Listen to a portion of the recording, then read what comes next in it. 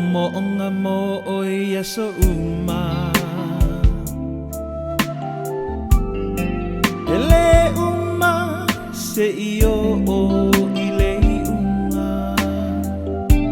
e ui inata vala vala malingile muai o uloi mata o usa-usalan na mafuai lenei avenga ua e tu mai sai itapei o se palonga tatalani no ai so alofa amuia oi ayo e pia pia ai lei lo mai lo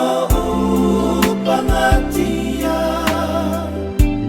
sao se so tau no tapa amoe moe o te whaatalipea mo oe sauia o se manu ina lele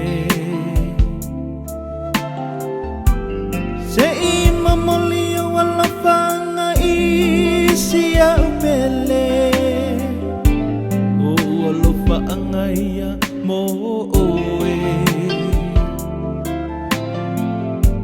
alofa ia ele mava